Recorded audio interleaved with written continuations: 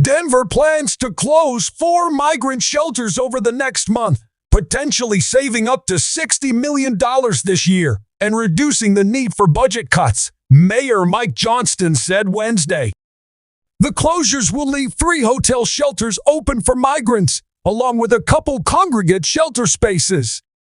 But Johnston warned the closure plan could change if the city sees massive surges of arrivals and again has to increase its shelter space and migrant services. He also took issue with claims this week by Aurora City Council members that migrants were being bussed into their city. In Denver, city departments have started making budget cuts at Johnston's direction to offset the costs of migrant services. On Feb. 9, the mayor announced reduced hours at recreation centers and rolling closures of Denver motor vehicle offices as part of $5 million in reductions. Earlier this year, Johnston estimated that the city might have to cut up to $180 million from its 2024 budget, though that was a worst-case scenario estimate based on high numbers from the most recent surge continuing, his office has acknowledged. The hotel shelter closures could reduce the migrant budget impact to $120 million, the city says. We knew that as a result of federal inaction on immigration and the resulting budget crisis, there were 2 important steps we needed to take, Johnston said at a news conference. One was to adjust city budgets to support those needs. And the second was to reduce the overall cost of our migrant program. Denver has provided services for nearly 39,000 migrants since the first buses from Texas border cities began arriving in December 2022. A majority of the migrants are seeking asylum from Central and South America, and Venezuela in particular, as humanitarian and political conditions have deteriorated there. The city earlier reinstated length of stay limits in shelters, and 2,500 have left in the last 6 weeks, Johnston said, cutting the shelter population almost by half.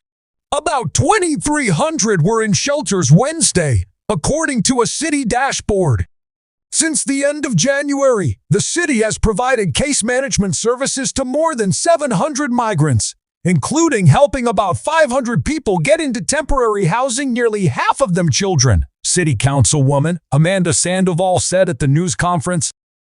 Denver is receiving the majority of migrant arrivals among metro cities and has asked other communities to help with services and sheltering. The Aurora City Council on Monday night passed a resolution rejecting that premise and demanding that migrants no longer be bussed into Aurora. Councilwoman Danielle Jurinsky asserted that migrants were being dropped off without knowing where they were, or sometimes against their will, including in the middle of the night. But Johnston called Jurinsky's claim false. Nonprofit groups that are part of Aurora's Migrant Response Network say they have not seen or heard of that occurring either. More often than not, migrants who end up in Aurora have walked there from other places, showing up at the Dayton Day Labor Center looking for work, said Mateos Alvarez, the executive director of the Aurora Economic Opportunity Coalition.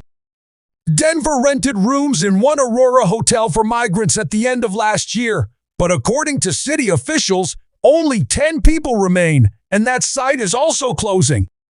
History is pretty clear on this, Johnston said of the Aurora resolution. There's a long history of cities in this country over centuries who bet on being anti-immigrant in their economic strategies, and look and see how those cities have done. Denver, he added, will be the most vibrant city in the state for decades to come because it's a welcoming place for people who will make it better. Nice. Rep.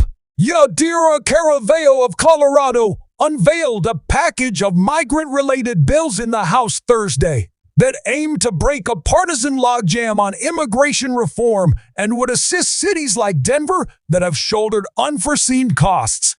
The congresswoman, who represents Colorado's most heavily Latino congressional district, said her aim is to help interior cities deal with sheltering and other costs in one of 2 bills she's leading.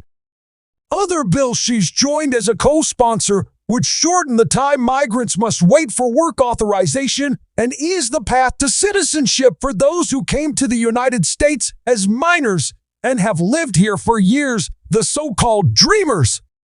Some of the bills have bipartisan support.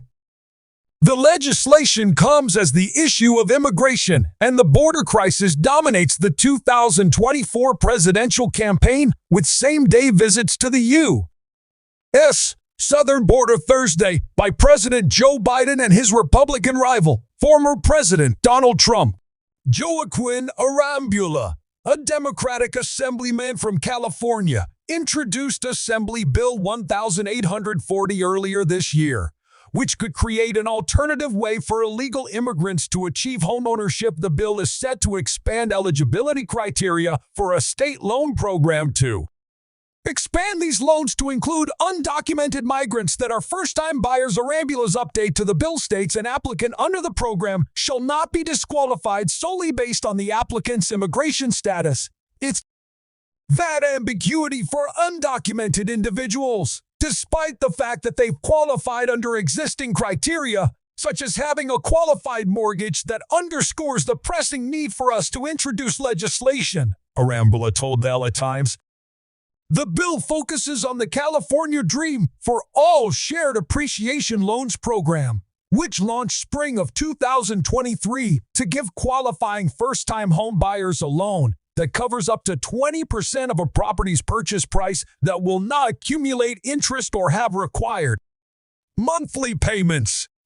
Loanees are instead expected to pay back the original loan amount in addition to 20% of the increase in the home's value when the property's mortgage is refinanced or resold. First introduced on January 16, Bill 1840 was originally intended to provide shared appreciation loans to low and middle-income citizens. Under Arambula's new proposal, the legislation would expand to allow the program to include illegal immigrants into the eligibility pool. The LA Times reported the California loan program garnered 2,300 applicants in less than 2 weeks last year before the program's applications were halted, and that the program will replace its first-come, first-served basis, with a lottery. Concerns continue to rise across the country as the migrant crisis continues to grow and overpower different states' available resources. The new Senate border bill that was introduced earlier this month, before subsequently failing to gather enough support, was at the forefront of Biden's priorities during his recent visit to the border.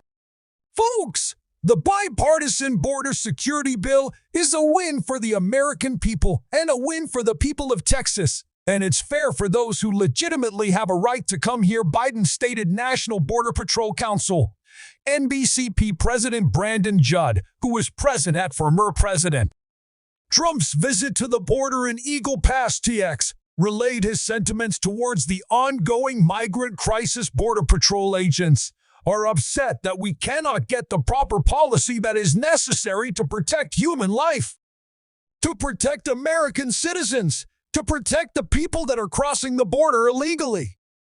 We can't do that because President Biden's policies continue to invite people to cross here, Judd said. The Border Patrol Union mocked President Biden on Saturday for his trip to the Texas border this week. Board AF1, take nap, wake up in place called Brownsville, the union wrote on X, formerly Twitter, in a joke itinerary of his day, along with a photo of Biden resting in a beach lounge chair. Read large teleprompter message, "It's all Trump's fault." Board AF1 asked who people in green uniforms were, told they strap illegal aliens, express horror, take nap, wake up, call a lead hit beach, take nap while in Brownsville on Thursday. Biden lamented that the bipartisan immigration bill failed to pass in the Senate, blaming Trump for using it as a political issue. Many Republicans have expressed their opposition to the bill, which they say doesn't do enough. The majority of Democrats and Republicans in both houses support this legislation, Biden said in Brownsville, until someone came along and said, "Don't do that, that'll benefit the incumbent." That's a hell of a way to do business in America for such a serious problem, The president faces increasing scrutiny over his handling of the border as the Border Patrol continues to report a record number of migrant encounters. In December alone, there were more than 300,000 encounters, an all-time record. The issue also threatens to hurt Biden politically ahead of November's presidential election.